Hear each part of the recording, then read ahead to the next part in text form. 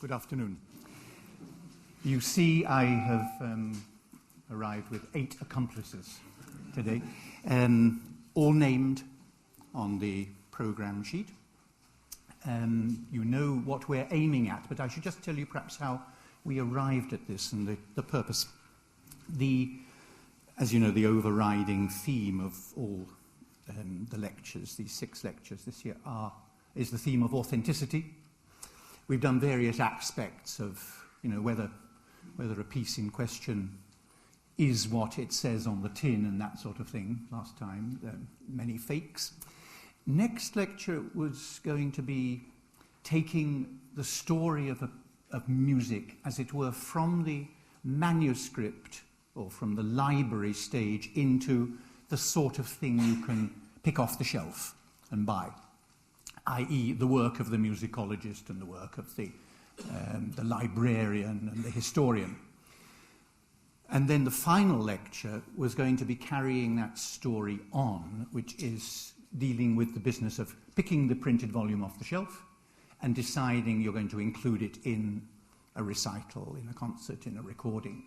And for that, I'll be joined by Dame Emma Kirkby, and we will talk about what goes on in a performer's life and in a performer's mind when faced with a new piece of repertoire, and how you bring it respectably to life from the silent piece of music that you took from the library or bought off the shelf.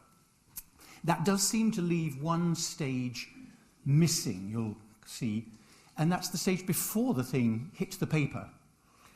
What is it that goes on to create this music? And that's why we have authenticity of genius today. First of all, the obvious thing will be to talk about inspiration, but if you think about it, there's not much you can say about that. If we could pin it down and give an hour's lecture on inspiration, you'd all go home inspired and make a great career. It's like, the secrets of making a best hit or an Oscar-winning movie.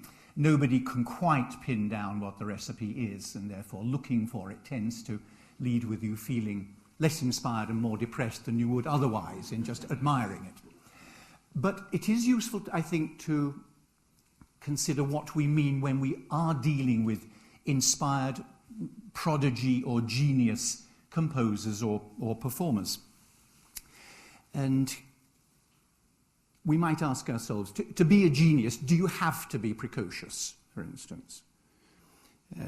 You have to be talented, yes. Do you have to be novel? You certainly have to be not totally indebted to people who came before you. Does a prodigy have to be young? Not only innovative, but also early on in the career. Are you looking for breadth in a genius or depth? Can they be terrifically good at one thing and one thing only? Do you even have to be young? I mean, Einstein doesn't stand out in most people's minds as a young face, but a rather older face with wild hair. Do you have to be polite? No, I would say, with Rambo or Beethoven or Van Gogh. You don't have to be, surface sophisticated and civilized if you have that passport of genius behind you. But you do, I think, have to innovate. You do have to surprise people, and surprise them probably more than once in order to get this credit. And you do actually have to achieve something. You can't just go around saying, I am a prodigy, without giving some fairly continuous evidence of this. So, in music, the obvious one, and I think what everybody would be expecting, was we would deal with Mozart, but this has been, I'm afraid, done to death. You could ask for a lecture on Saint-Saëns. He was quite extraordinary. Schubert, Korngold, even, writing symphonies age 3 and things like this. It has to be sustained, and I think it has to be somebody that we recognize nowadays from mainstream repertoire. So my candidate for today, as you see, is Mendelssohn. And I'll give you a few reasons, and then we'll look into the features, some features of the Octet, which was a piece he wrote at age 16. Mendelssohn was lucky. He came from a famous family. They had money. His father, Abraham Mendelssohn, complained always that he was totally overlooked in the world. He said whenever he was on the street and people stopped him, they asked two questions. One, how is your father? That was Moses Mendelssohn, the famous Jewish philosopher. Or they asked him, how is your son? That was Felix Mendelssohn, who was a wizard at the violin and the piano and was turning his hand to composition. They never asked him how he was. He actually got the money together, gave a wonderful start in life to Felix Mendelssohn with a home life where he could study practically anything he wanted, and he was very voracious. He could have for his personal use a hired professional orchestra for home concerts on Sundays. And he turned out to be prodigiously gifted. If you turn your program sheet over, you'll see, for example, two very professional sketches that he did when he visited England on the way to his Scottish trip, which resulted in the Hebrides Overture and the beginnings of the Scottish Symphony. But there he is sketching away. He had drawing lessons and painting lessons all his life. He started composing when he was about 9. When Mozart was 9, he already had some 80 pieces in his catalogue. So in that sense, Mendelssohn was not an early starter. You have to ask the question of how many of those 80 pieces from Mozart do you normally listen to as regular, accepted, standard repertoire? Hardly any. I think we mostly know Mozart's earliest works starting from age 18 with things like the A Major Symphony. The earlier stuff, plenty of it, some of it no good at all, but written at a remarkably early age and without any real sense of self-criticism. But Mendelssohn started about 9. Before he'd written the Octet, he'd written the Rondo Capriccioso for piano and orchestra. That's still in the repertoire. He'd written 5 string symphonies. They were all played at home for these Sunday concerts. Concerto for piano and violin, and lots of short organ pieces, choral pieces, a violin sonata, even a viola sonata, of all the strange things to turn his hand to. So he was a prodigious performer on the violin and on the piano. He was also quite a good poet. He was a multilinguist. He spoke English, French, Italian, Spanish, German, Latin and Greek, and translated easily from Greek directly into Latin without bothering to put it into German. They said that as a philosopher, he was so well taught that he could discuss with any of the Berlin University philosophers on almost any subject and almost any language. Curiously, he didn't seem to have a grip of Hebrew. Always wondered why that was missed. But, and in case you thought he was a geek, he was also famous as a very strong swimmer. So he had this lucky upbringing, all these talents, and at age 16 came the Octet.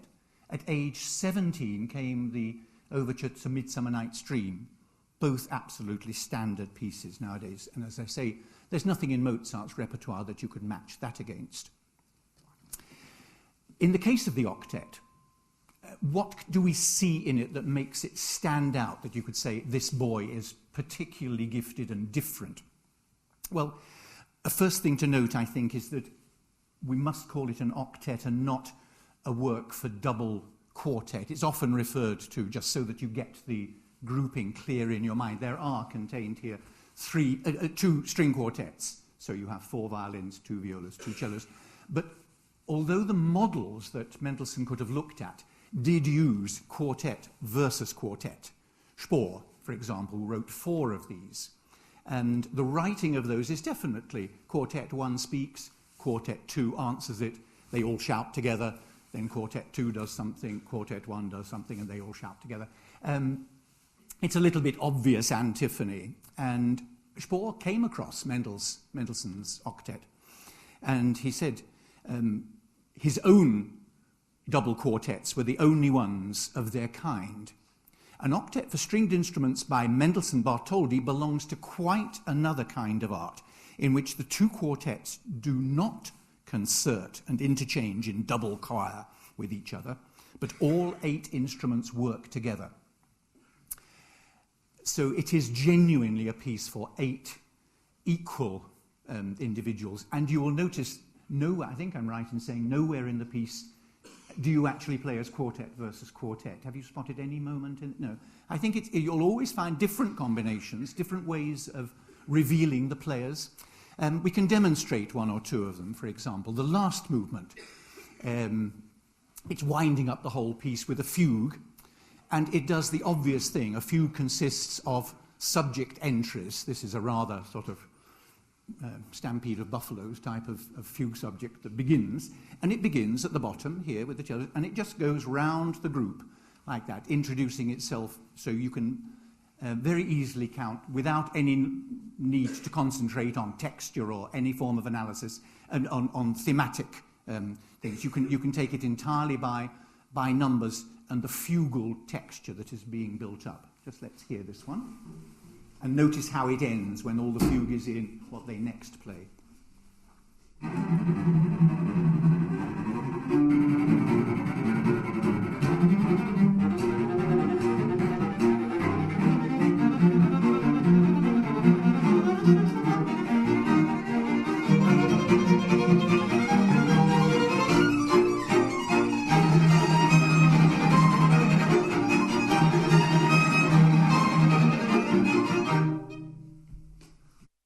At the end of that, and he shall reign forever.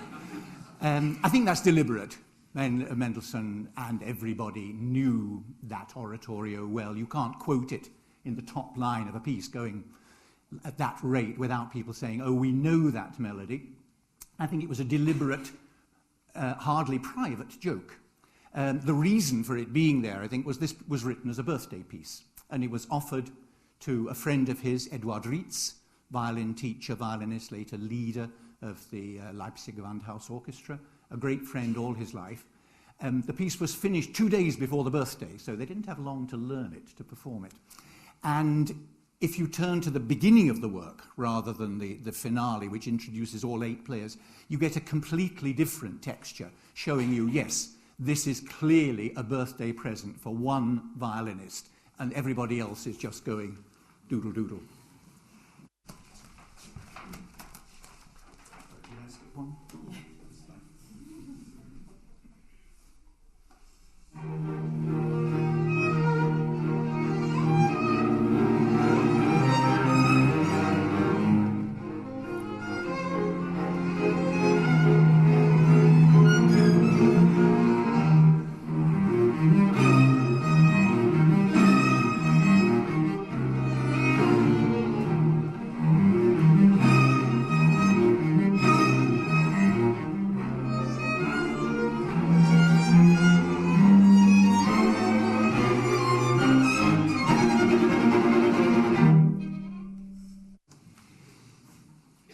Mendelssohn put a strange instruction at the front of this piece, one you wouldn't expect to see on chamber music. He particularly marks on the first page of everybody's part that this piece is to be played in a symphonic manner, not in a chamber manner. He says particularly look out for the pianos and the fortes. As you can imagine, one of the big problems with 8 players in this disposition is managing balance. 1 against 7 is not always a very fair pairing off, and so you have to be very careful who is speaking, who is saying something important, who should be subsidiary. On the other hand, he doesn't want it treated with the individuality, probably, he means, of chamber music, but with the brio of an orchestral performance. In the slow movement, he shows you his orchestra not by instruments, but by tessitura. We'll just hear a little bit of the beginning of the slow movement, because you'll see how he is playing with what 2 cellos accompanied by others can do. Then it moves up the scale a little bit to what violas and other violins, and then up to the top level. So you're moving through the tessitura of the group without ever suggesting that there is actually a quartet in it.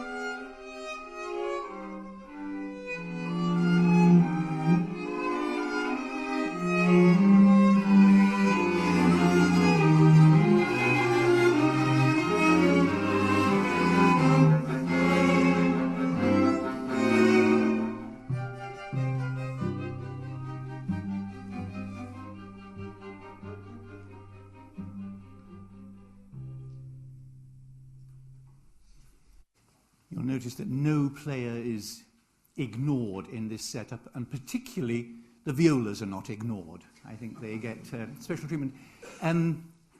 I looked up to see what Mendelssohn himself did when this piece was performed in public. He chose, although he played violin and was apparently an exceptional player, he chose to play second viola in the octet. So you might look out and see if you sense anything very particular in that part that caught his fancy. But it's nice that he wanted to be inside this semi-orchestral texture and one playing with all the groupings. The remaining movement, the scherzo, is my candidate, though, for Mendelssohn's sheer genius in terms of originality. Most of what you've heard so far, at least in musical terms, could have been found in his string symphonies. It could have been found in other ensemble music. But for a texture and a style and a message, the style he invented for the scherzo of this piece, and he repeated himself more or less in the scherzo of Midsummer Night's Dream, was something unique to Mendelssohn. There are hints of it in Schumann. There are also hints of it in Mendelssohn's earlier pieces. There's an experimental piano trio where you get a little bit of this fairy music. And he didn't often admit, nor did his family admit, to there being any extra musical explanation for things. When they asked him for an explanation of the Hebrides Overture or Ruy Blas or the Scottish Symphony or the Italian Symphony, he resolutely refused to give any program notes, and he said the music stood for itself. In the case of this scherzo, the first of quite a line of similar things, he did, though, say it had been based on ideas he acquired from the writing of Goethe. In Faust, you have the scene of Walpurgisnacht, the Halloween scene with witches and fairies and things. Mendelssohn had just met Goethe, and they got on extremely well and talked poetry and philosophy for hours, if not days. And Mendelssohn's sister, Fanny Mendelssohn, says that it was actually based on a little fragment of the Goethe Faust describing Halloween, the Walpurgisnacht, and she says it was with witches, fairies, and everything moving with the swiftness of lightning, everything new and strange, and at the same time most insinuating and pleasing. One feels so near to the world of spirits, carried away in the air, half inclined to snatch up a broomstick and follow the aerial procession. At the end, the first violin takes flight with a feather-like lightness, and everything has vanished. He says the whole piece has to be played lightly, staccato, and pianissimo. Here's just a sample of this style, because this, I think, is true Mendelssohn invention. He can copyright this effect.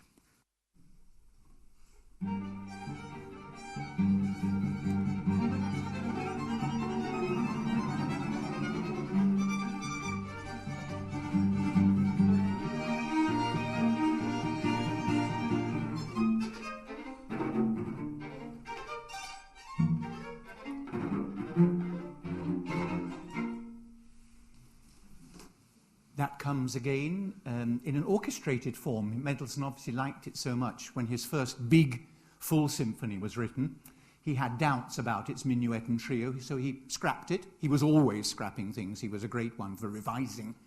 And he slipped in instead the scherzo from the octet with added wind parts.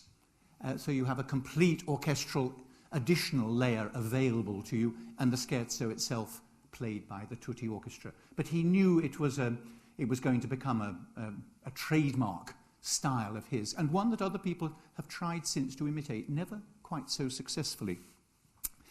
Mendelssohn says he himself suffered from a disease he called Revisionskrankheit, which is a sickness for revising. He said he couldn't see any piece of music of his lying on the table. He had to open it up, take his pen out, and improve it. So you get umpteen versions of most of his pieces. It's not this accepted picture of the gilded youth sitting down gently and writing a symphony and handing it to the publisher. He anguished over everything that was going on and kept taking things back, saying they were not fit for publication. He refused the Italian Symphony, for example, publication. He did allow the octet to be published, but only after he had tinkered with it quite a lot. And what I will do is pass round, if you want to look at a beautiful example of calligraphy. Here's the pretty fair score of the octet as Mendelssohn wrote it as a birthday present. But if you try to follow this performance from that score, you'll immediately get lost, because every movement has many cuts, adaptations. Sometimes he felt the point had been made at too great a length and he squashed it. Sometimes he hadn't made the transition sufficiently natural, he expanded it. Sometimes he thought he caught the viola on the bottom string too much, and so he moved it to a cello and this sort of thing. He did quite a lot of adapting, obviously from his own experience playing and hearing the piece. So he wasn't lacking in self-criticism. And I think that's another part of my campaign for Mendelssohn as the greatest musical prodigy, that he had originality, perfect execution. He did it all when he was young. I mean, he died when he was 38. So he started early and never stopped. And that additional thing, he had continuous self-criticism, so he would never let anything go that was substandard.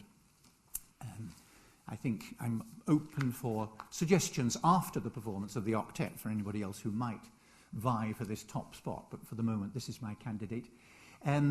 We've been allowed to overrun the 2 o'clock mark just a little bit so that we can hear the whole octet rather than having to take tucks.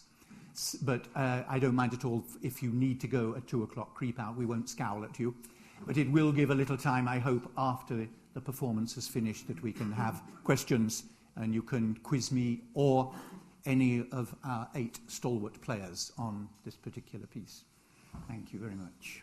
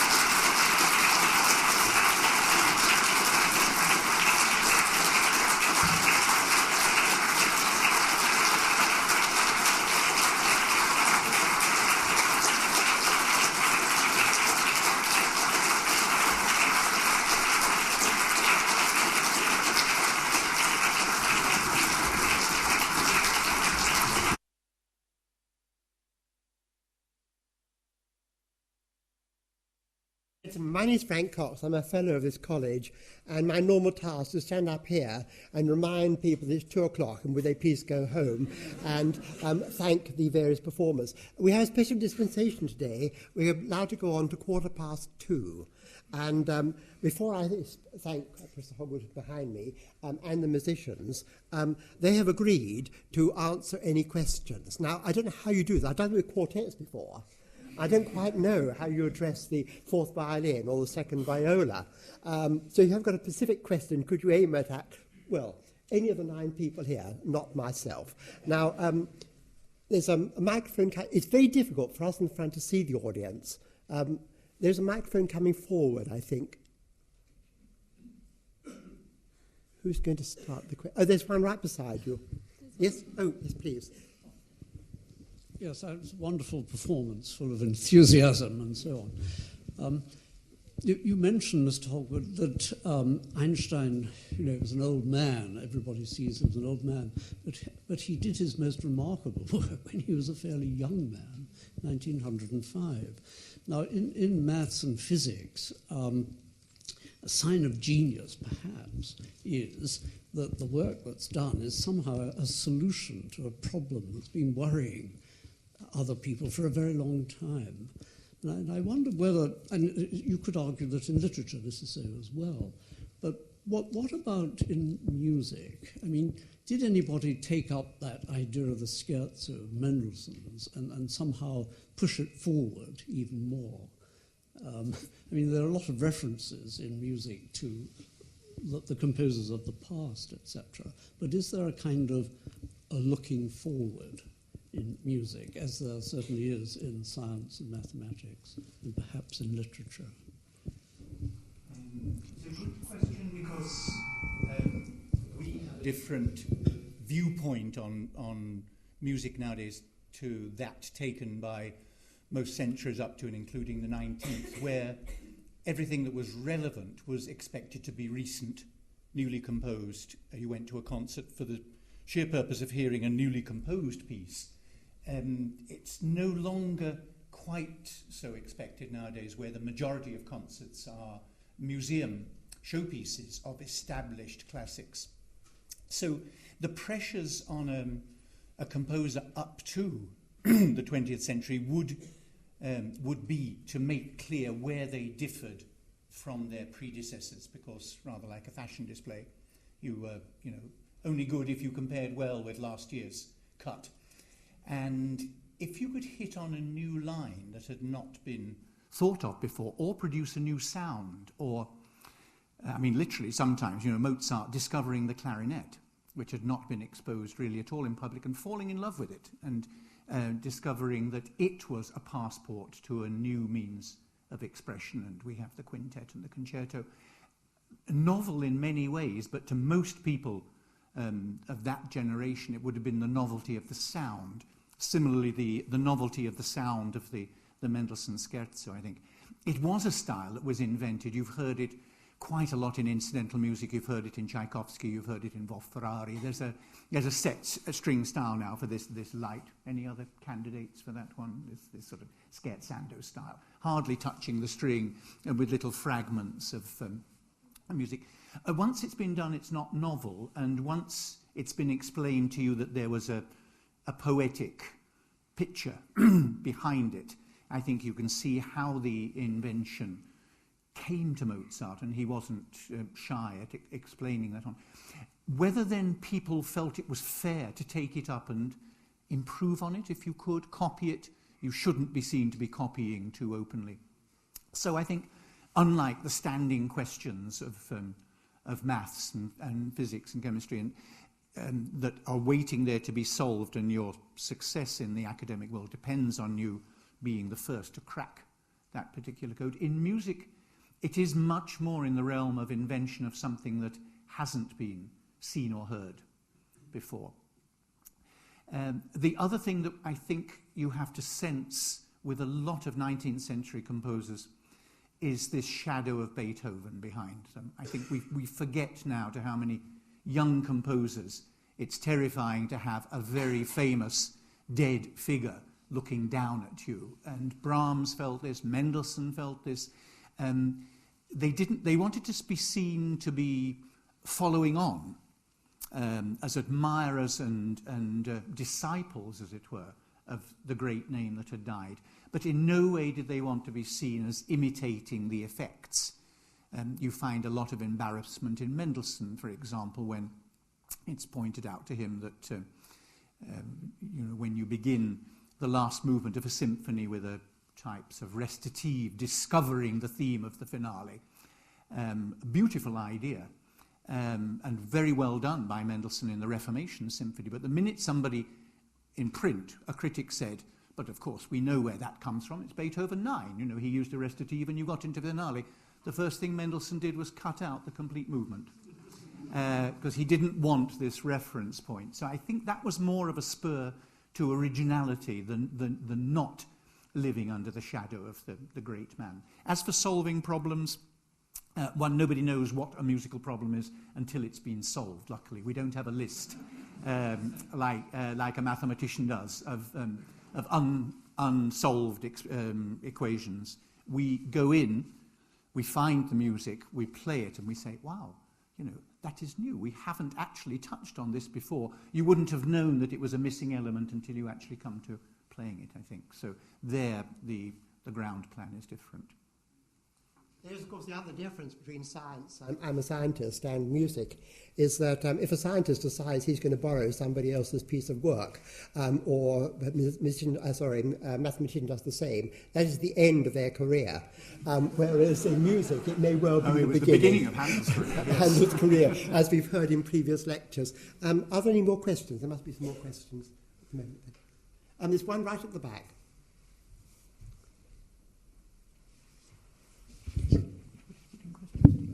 Is it on? Yes, it is on. Sorry.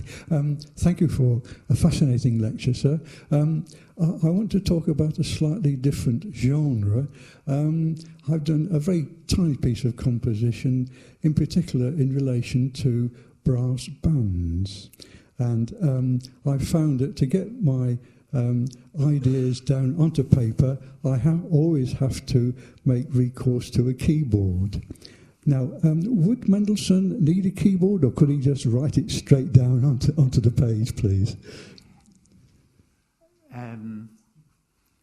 We know that Mendelssohn could compose in his head and write straight on the page and hear from the page in his head what was going on in music. Many musicians do that, but on the other hand, as you say, many composers need the catalyst, and this is where the subject I avoided, the business of inspiration, is quite interesting. When you asked composers how they were inspired, some of them took a walk in the woods, Beethoven, head down and hands behind his back, stomping through the woods outside Vienna, searching for ideas in his head, writing them down on paper and discovering they were terribly feeble, and then tinkering with them on paper until they became something that could be expanded and developed.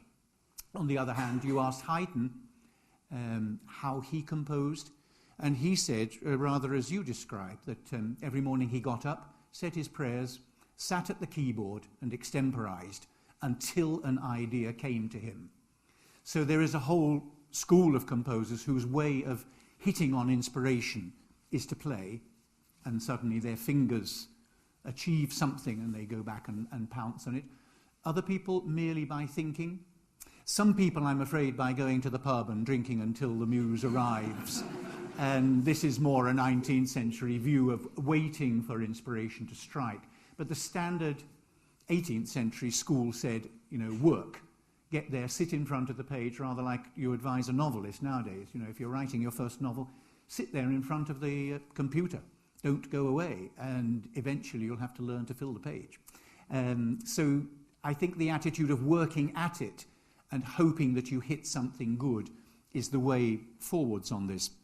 What you need to know also with many composers is that the amount of waste that was generated is huge, and we are not made aware of this. Everybody thinks Mozart and Mendelssohn and many composers are seized by an idea, sit down and write, and without very much polishing, that's it. What you need to look at are all those Mozart sketches where he struggles to make a fugal passage work, or a string quartet that peters out after 15 bars and it's thrown away because it's not going right. There was an awful lot of self-criticism required in this, so that whether you did it in your head or at the keyboard, you had to reach that moment where you said, this is all rubbish, try again. And that moment also when you said, this is a very useful theme that I've hit on, it suits my method of working. Beethoven's themes were quite different from Mozart's. Mozart's themes are totally different from Mendelssohn's. They had a different way of creating the dish, so the ingredient that was needed beforehand was very specific to them, and they had to recognize that. So at the piano or not at the piano, I don't think it implies anything about the composer's skill. It's a choice of working. While they're thinking, can I throw one at the orchestra? Sorry, the orchestra, the quartet. It is really an orchestra. It is an orchestra. It is an orchestra. Those of us who are very familiar with the quartets, particularly the Banquet quartets, have observed the interaction between the different players in tremendous detail. Now, I've done a quick sum here. My mathematician friends can tell me more. There are about 24,000 different combinations of interaction that you can have between yourselves. Here. Now, when you work as an octet rather than as two quartets, how do you get these interactions going? Well, it's slightly different for us, I think, because we started, there's an already formed quartet of these. Sorry, who are the quartet? Yes. Oh, I see, yeah. And then we're just the kind of tag-alongs. Going along for the fun and the ride. I think it varies really, just a lot of it's on personality. It does help having a pre-formed group because they already play together, because often it's really difficult when putting something like this together. If you've never played together before, ensemble can be really hard in blending sounds and things like that, and balance as well. But it just depends really. I mean, it just often sparks off by just starting to play more than anything. Just play for a while together, see how things work, and then things just naturally progress and you end up falling into your own particular rehearsal technique and playing with each other, I think. It's that. I was watching the first violin and the first viola. I don't know, second violin, first viola, seemed to have a particular connection with you. Is that just pure accident or? Well, I think it's because we had quite a lot of things together in that octet, for example, beginning of the scherzo. So I think we sort of bonded. It's also very important to smile, I think. I was noticing, I had to judge the Prince's Prize the other day from the Worshipful Company of Musicians, and the one thing that struck all of us on the jury with these really wonderful groups and players who came along was they all looked so worried about it. They didn't look at us in the audience and say hello or speak. They looked at each other with this worried look of, are we going to make it or not? Yeah. And I think it's such a help, when you give a big smile, when you just begin it's often a way of solving a difficulty. Smile and the difficulty goes away. It's a well-known thing. It's also a great help, I think, to a public. I don't know how you found, dealing with 8 different possible voices, to see somebody looking across to the reciprocal partner, so you see which way the music is going. Just follow their eyes. And if they're not looking like rabbits caught in headlights of a car, then they will give you a clue as to where the musical progression is going. I think that's a great help. Another question here, sorry. It's in your hand, sir. Yeah, octet, no conductor and probably a lot of rehearsal. At what point does a conductor become useful? Don't ask me, because I'm a conductor. You should ask the people who have to suffer. Some people would say never. Depends on the conductor, I think. I think it depends a lot on the music, doesn't it? Some things are easier to hear what else is going on. I played, I think some of us did it at the Academy last year, the Strauss Metamorphosen, with that number of players, and there was no conductor for that. And it actually did work in the end, but it depends on the room and all sorts of things as to whether you can actually hear across, because it's surprisingly difficult actually. For instance, we played on Sunday and I couldn't hear the cellos really at all. And then when you've got no point of contact with someone waving their arms in front of you, telling you to play here, that can be quite difficult. So So I think the main factors would be the space that you're playing in, the type of music that it is. Mendelssohn's so clear, and there's it's very easy to hear what's going on a lot of the time. I think those are the main factors really. And then once it gets a ridiculous number of people, obviously, I think then someone is a point of contact is useful. But I think there are lots of factors. Anything else? Mendelssohn himself said when he conducted a concert in London, one of his first visits, and wrote home and said, "The concert went very well. I only conducted when I had to," which shows that he regarded conducting as a sort of remedial thing. As you say, when the size gets beyond a certain limit, or when there are difficult passages on some, I mean, the reason I turned into conducting was that I would have previously done everything directing from the keyboard, however large the group, and we even did Beethoven symphonies without a stand-up conductor. It collapses when you have singers, I find, who need a lot of encouragement to come in the right place. And also when you have a chorus, because a chorus is trained not to have an individual mind. It's trained to behave like a flock of sheep, and they need to know when to sing. They can't really bring themselves in as a group. Most choruses are amateur, not professional, so they don't have this knack of starting that is taught to professional players. But yes, you're quite right, the Metamorphosen is 23 strings. One of the things I think is probably the least flattering compliment to a conductor, you'll have noticed that, when somebody important dies, the way they are commemorated by the New York Philharmonic or the Vienna Phil is that they give a concert of quite difficult music without any conductor. So they have the empty podium, and the music sounds absolutely fine, which I think is sending slightly the wrong message. Couple more questions. We've got a couple more minutes. Have you exhausted everybody? No, we've had this privilege of having a few more minutes, and we haven't actually used it. You heard the applause. It's been absolutely superb talk, first of all, and that really put the scene right for this. I think it's absolutely important.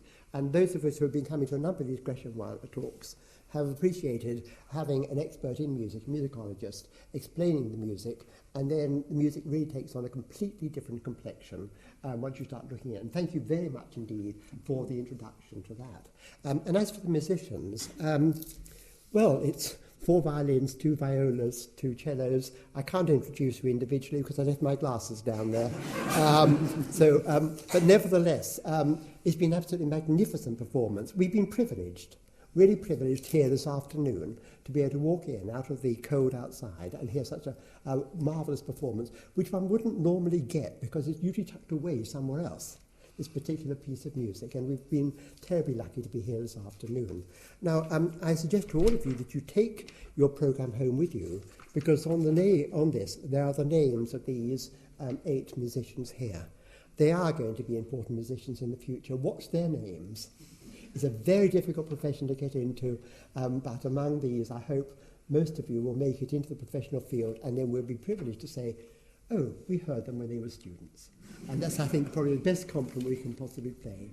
So can I thank you, Christopher, for a wonderful talk, and may I thank all of you and from the Royal Academy of Music for an absolutely fascinating performance and wonderful response to the audience as well. So I have enjoyed myself, and I trust we all have. So if you've enjoyed as much as I have, could you applaud the audience?